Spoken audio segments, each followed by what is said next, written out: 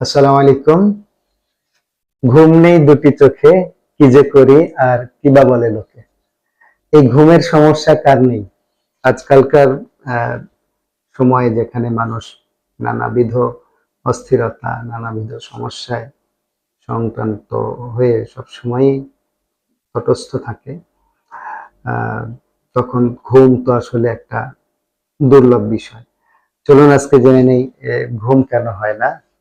মেডিকেলের ভাষায়, মেডিকেলের বিজ্ঞানে কি বলে ঘুম নিয়ে। আসলে আহ, ঘুম আমাদের শরীরের জন্য অত্যন্ত গুরুত্বপূর্ণ একটি বিষয়।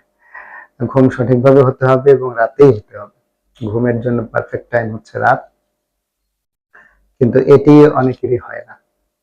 এটি নিয়ে আমরা আলোচনা করি।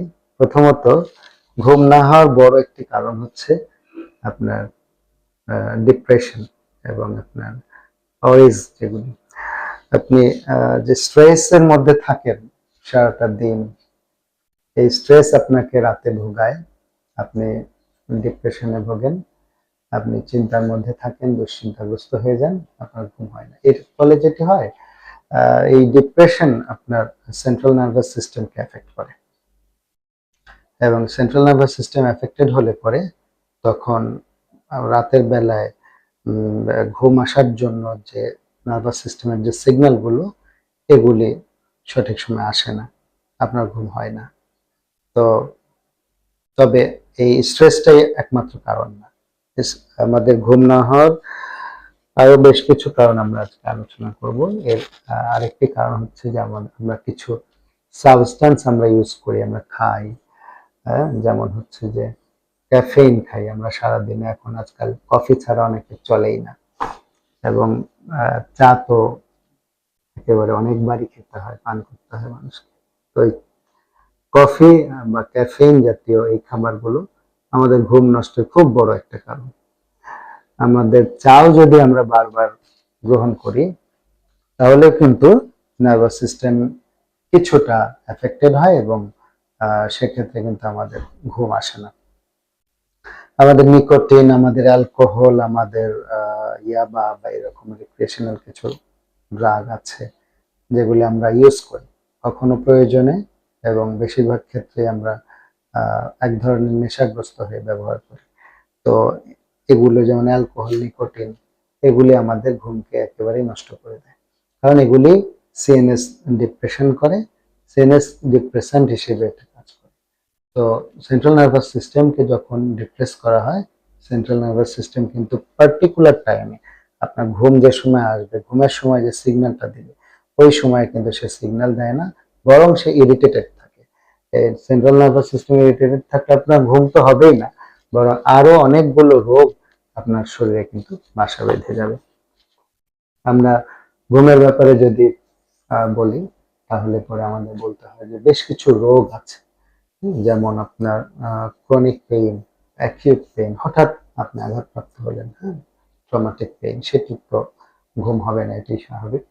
তবে অ্যাকিউট ক্রনিক পেইন যেগুলি আছে, যেমন আপনার আর্থ্রাইটিসের কারণে হতে পারে, নিউরোপ্যাথিক পেইন হতে পারে, হুম, আপনার সাইনোসাইটিসের জন্য মাথা ব্যথা, মাইগ্রেনের জন্য মাথা ব্যথা, সাইনোসাইটিসের জন্য আপনার মুখের সামনের অংশ ব্যথা, নাক ব্যথা, হুম, এগুলি হলে কিন্তু আপনার ঘুম হবে না। আপনার অ্যাজমা থাকলে পরে, লাং কনজেশন থাকে, ঘুম হয় না। আপনার যদি হার্ট ডিজিজ থাকে, হার্ট ডিজিজ থাকলে পরে, আপনার যদি হাইপারটেনশন, ব্লাড প্রেশার বেশি থাকে, ব্লাড প্রেশার বেশি থাকলে ঘুম আসবে না। হার্ট ডিজিজ থাকে, হার্টের সমস্যা থাকলে পরে কিন্তু ঘুম আসে না।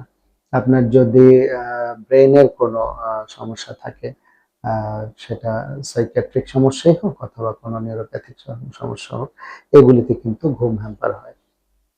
আপনার যদি গ্যাস্ট্রোইন্টেস্টাইনাল ট্র্যাক্ট, অর্থাৎ খাবার খেয়েছেন, খাবার হজম হচ্ছে না, অথবা আপনার লিভার বা আপনার জিআইটিতে আপনার সঠিকভাবে কাজ করছে না, অর্থাৎ এই যে প্রতিটা সিস্টেম আপনার হরমোন, অর্থাৎ আমরা এন্ডোক্রাইন সিস্টেম বলি, এখানে বিশেষ করে মেয়েদের ক্ষেত্রে একটা পার্টিকুলার এজে মেনোপজ হয়, আপনার মাসিক বন্ধ হয়ে যায়, মাসিক বন্ধ হয়ে পড়লে আপনার হট ফ্ল্যাশ হয়, হট ফ্ল্যাশে হলে কিন্তু ঘুম সাধারণত হয় না, ঘুম হ্যাম্পার হয় আর কি। আপনার যদি ডায়াবেটিস থাকে, আপনার ডায়াবেটিস কিন্তু অন্যান্য সিস্টেমকে হ্যাম্পার করে, এবং ডায়াবেটিস কিন্তু সেন্ট্রাল নার্ভাস সিস্টেমকে কিন্তু খুব একেবারে কন্ট্রোলে রাখে। হ্যাঁ, সেন্ট্রাল নার্ভাস সিস্টেমকে তার সঠিক কাজ সঠিক সময় করতে দেয় না।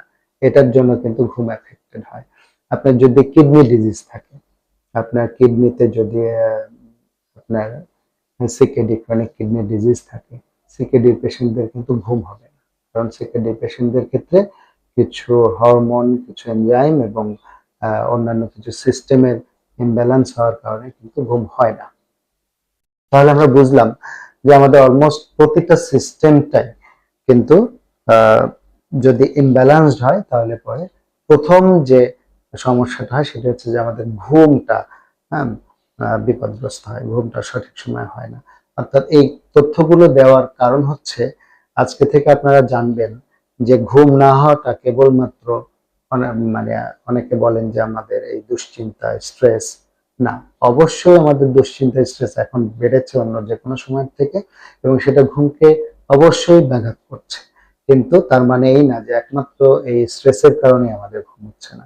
ঘুম যদি না হয় তাহলে বুঝবেন যে আমাদের অন্য কোনো কারণ আছে কিনা। অর্থাৎ আপনি যদি আপনার শরীরে অন্য কোনো কারণ, অন্য কোনো সমস্যা খুঁজে না পান, তবুও আপনি যদি আপনার দীর্ঘদিন ঘুম না হয়, তাহলে আপনি আপনার ডাক্তারের কাছে যান। আপনার ডাক্তার আপনার শরীরের সমস্যা খুঁজে বের করবে। আবার অনেকে বলেন যে এই যে আমরা যে ডিভাইস গুলো ব্যবহার করি, মোবাইল ব্যবহার করি, ল্যাপটপ ব্যবহার করি, অনেক রাত পর্যন্ত কাজ করি বা দেখি, কারণে অকারণে দেখি, হ্যাঁ, এগুলি ডিভাইসে অ্যাটেনশন থাকলে পরে ডেফিনেটলি তখন তো আপনার সেন্ট্রাল নার্ভাস সিস্টেম আপনাকে ঘুমের জন্য আপনাকে কাজ করবে না। তখন এটা অ্যালার্মিং হয়।